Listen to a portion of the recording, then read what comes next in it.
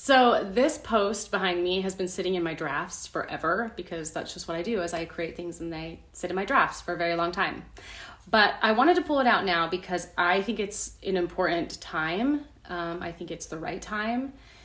Nothing is the right time, but I think this is the right time to pull this out. And I was going to do a post, but I thought, I'm going to do a little video because I want to talk about it a little bit. So this post, and I'll pull away so you can read it. It reads, "In chess, white and black pieces are bitter enemies, but those who move the pieces are usually friends." So let's talk about it. The reason why this statement is really important to me is because it's actually a statement that I come back to all of the time. When things get really intense in society, really intense online, when a lot, and especially right now, there's a lot going on. And in times like these, I go back to this statement. I saw it maybe a couple years ago online, and I saved it because I was like, this is so real to me. It really resonated with me, and it brings me back to center when there's this heightened discourse, when there's so much polarity and discourse and fighting and emotion and fanatical turmoil. Like, this statement really, it comes into my mind and it centers me because it reminds me that so much of what's going on, what we see, what we're feeling, I take that back, not what we're feeling, because our feelings are real and valid, but like a lot of the stuff that's happening is like not really real. It's very twisted. It's very on purpose. It's very programmed, and it kind of, there's a couple ways I want to explain it, because it might be, if you read it at first, you're kind of like, I get it, but whatever. But a couple of times, this has been something that has resonated with me a few times in my life, and not, politics actually came later with this. The first time this sort of observation came to me was many years ago when I was working in a sports bar. And I think I was thinking about this today because I was like, I think this is a good analogy to explain to people. I was working in a sports bar, and there was two teams playing each other on TV, and these opposing team fans got into a fight. One guy was wearing this jersey, the other guy was wearing this jersey. They ended up getting in a fight because one said something about the team, blah, blah, blah. They got in this huge brawl, spilled out into the streets, and I remember sitting there being like, this is kind of weird. Like, this is kind of weird. The reason that I think it's weird, not because sports or fans are weird, but just I had this like observation, this like moment where I was like, I've worked in countless sports bars, but what I've also worked in is nightclubs. And I've worked in nightclubs where I served professional athletes. And something that clicked in my head, I was like, this is so interesting, because these fans who are like decked out in the t-shirt, they went to the game, they bought tickets, they're really emotional about their team and their favorite team member or whatever, are fighting each other. But I know for a fact, because I've been their server, that the teams that are fighting online, they're opposing teams during the game. Like, they're opposing, they could even get in fights on TV or fights at the game, and they're opponents at that time, but they show up at the club together. Like, they're buddies. Not all of them. I mean, it's a little nuanced, but a lot of them, they come to the club together. They hang out together. So while you're fighting in the street over your team, those two teams are hanging out together on your dime, by the way. Like, if you think about this. And I just remember kind of having this observation, and I was like, this is so weird. They're fighting. These teams are playing each other, playing a game, by the way, a game. Keep that in mind. Game. Playing a game for entertainment and sportsy stuff. But then they hang out together on your dime. Now you can take it one step further, where the coaches, the CEOs, the CFOs of the MLB, the NBA, the NFL, all those things, they're also cha-chinging it up while you're fighting in the street. You're fighting because of your team. They're hanging out together, and then the CEOs are rolling in the dough on a private jet to Italy. And you're fighting at the bar in the street. Now, again, I'm not knocking this. It's just an observation that I had, and I was like, this is weird. Like, this is an interesting, like, dynamic. Like, I was thinking of it as in, like, a behavior situation, like, just the way that it's strategic, right? It's strategic. It, from a young age, where you want to choose a team, you pick a side, you're in it, you're emotionally invested in it, you're financially invested in it, you know, you're gambling on it, you're doing all these things. You're arguing each other, and it's not always bad. Like, you can be, and again, there's so many like analogies here, because you can be friends with somebody on the opposite team, right? They can show up wearing Cubs gear and you can show up wearing Yankees gear, and you can still hang out. You're going to duke it out for funsies, but you're still friends, right? There's so many analogies here that can fit into this. But I remember having this sort of aha moment. I was like, this is just interesting. Moved on with my life. When I started getting more invested in politics, which I honestly tried not to do because I don't like it, but you have to be involved on some level, right? When I started getting more involved in not involved in politics, but more like aware of it, the same thing happened, where I'm like, we're fighting each other. Congress, they're essentially the players, right? Our congressmen, our senators, and things like that. They're on the Congress floor, and on during these hearings, they're fighting each other. Republican, Democrat, like fighting on the screen. But you know damn good and well, and again, not all of them, but you know damn good and well that a lot of them, and you can even find interviews on this to back this up, that they go and they're friends. They go to events together. They're having drinks at the watering hole, checking their stocks. You know what I'm saying? Checking their stocks. We're fighting over here. They're like, yeah, we're fighting. You said this, I said this. The American people are fighting over these issues that they're fighting over. We're fighting. They go checking stocks, looking out the window, watching us fight, looking at the online discourse, looking at the chaos, looking at it all, while they check their stocks, not fighting with each other. They got beef. They have stuff to do in order to get things passed or not, or whatever they do at this point. I don't know. But at the end of the day, it's this sort of system that's put in place where it's designed to create this immense discourse, this fighting. You pick a side, you're fighting over here. These people are fighting for pretensies, for funsies, for shits and giggles, for entertainment purposes, because they have to, because there's a camera on them. And then they leave, and behind the scenes, they're buddy, but you're still fighting. You are still hating. You are still seeing things through whatever colored glasses you have on, blue or red, and dividing each other and hating each other and being polarized, while these people are capitalizing on your divisiveness, on your polarization. They're not trying to fix. They're not trying to unify you anymore. It's just that ship has sailed, because they know the more you fight, the more they can take private jets. Like, the system is in place. It is there. And it's in, when I see all of this stuff going on and I see this fighting, and I know a lot of people are not going to understand this. They're going to disagree with me. They're going to say, well, the issues at hand are important, right? They're very important. They're our livelihood. They're our lives. They're important issues. And I agree with you. 100%. But these important issues need to be spoken about. They need to be, they need to be talked about in such a way where you can wear this jersey and you can wear this jersey, but you can still fist bump at the game and be like, we're gonna figure this out, because we know that those players aren't really enemies. Okay, so there's this system at play, and when I read that quote, and I'll post it again, it reminds me of that. It reminds me of that there's even a bigger layer of this, where we have to understand that we aren't even the chess pieces. Society's the board. We're the board game. We are being played on. Okay? The chess pieces are the football players. The chess pieces are the presidents, the congressmen, okay? And this is all over the world.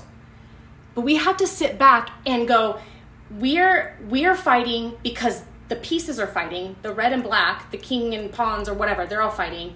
But we have to remember that there are two people, and this can go in different directions, but let's stick to the chess analogy right now. There are people over here moving the pieces. They're moving the pieces. They move one piece and then they sit back. Your move. And then they watch everything scatter underneath. They watch us fight. They watch us be played. Day after day after day after day. They sip on their drink. They high five each other. They know. They don't really care if this wins or loses. The same with like the NFL CEOs and stuff. Like, yeah, it matters here and there if they win or lose, but does it? As long as people show up to the game, as long as people pay the tickets and wear the clothes, it doesn't really matter who wins or loses. It matters at some point, but not as much as you think. Because they're sitting back just watching like, yeah, the game is being played. And it's interesting because there's a lot of people who will say, oh, it's 40 chess. And I hear this often, like they're playing 40 chess in different scenarios. And every time I hear that, I'm like, so you agree that we're being played? Because that is the quote that comes up, the statement that comes into my mind.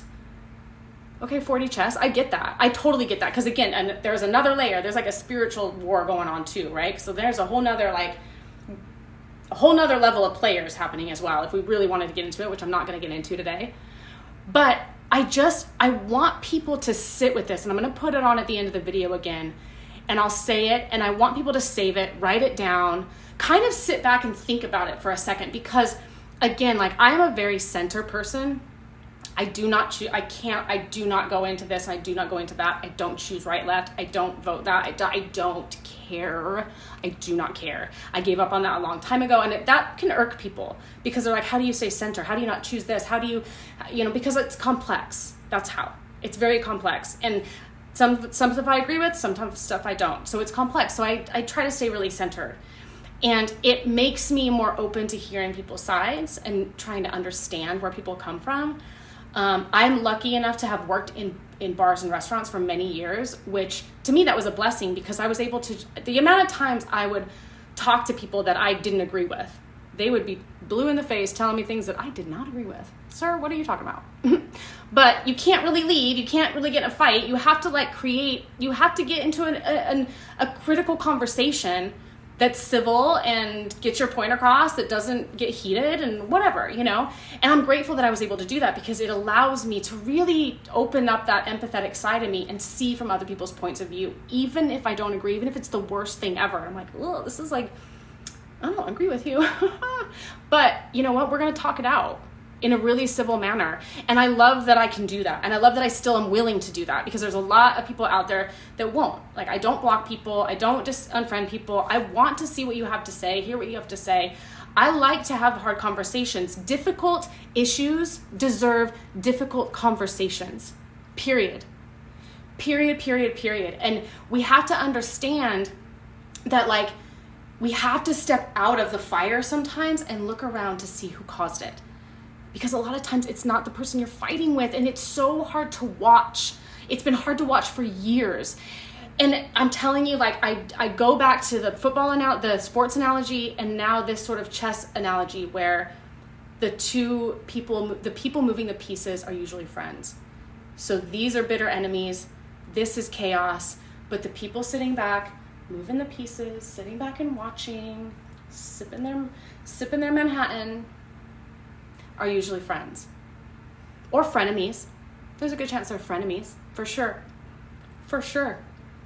But thinking about it in that sort of, that like wider view, honestly keeps me sane and it keeps me compassionate because I recognize when the propaganda when I see it.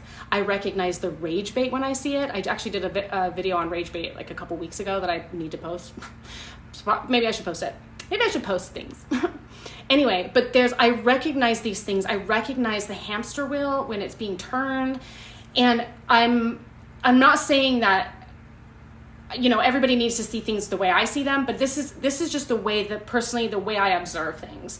And I'm hoping that people can maybe read this statement the same way I read it and go, oh, we're being played. We're being played against each other while other people are capitalizing, while their stocks are going up, while they're bottle servicing in the club. while we fight in the street. Do you know what I'm saying? We think we're fighting for something because these issues are so intense. They matter, and they do. It doesn't mean stop fighting for things. Please don't take my words out of context. We need to fight for these things, but we need to understand how to fight for them and why we're fighting in the way we're fighting. Because it's very smoke and mirrors. It's very strategic. It's very planned, programmed, and propagandized. And I see a lot of it. A lot of the stuff online isn't real. It's twisted and turned just so it can irk our emotions. And there are people playing the game. We are on the field, and they are moving our pieces around and watching it unfold. And a lot of times, it doesn't even matter who's winning or losing. It doesn't really matter, because they know at some point, even if that person loses this chess game today, this person can win tomorrow. And it really doesn't matter, because the pot just keeps, it's thickening on both sides. It doesn't matter, because there are no sides.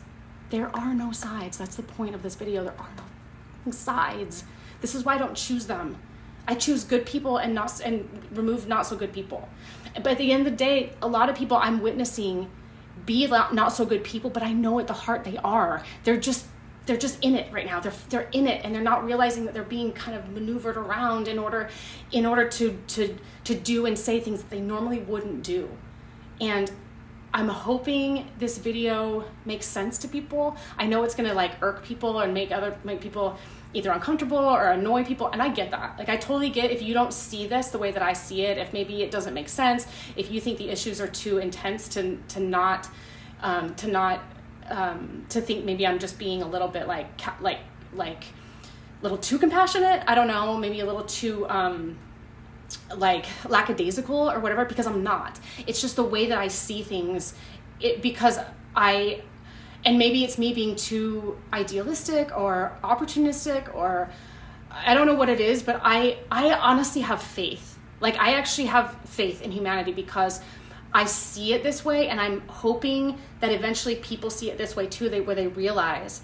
And what's awesome right now, actually, that I'm seeing online, and because my algorithm is all over the place. I make sure it stays kind of crazy all over the place, because I don't want to get boxed into something, and I make sure of that. So my algorithm's all over the place, all walks of life, and I love it.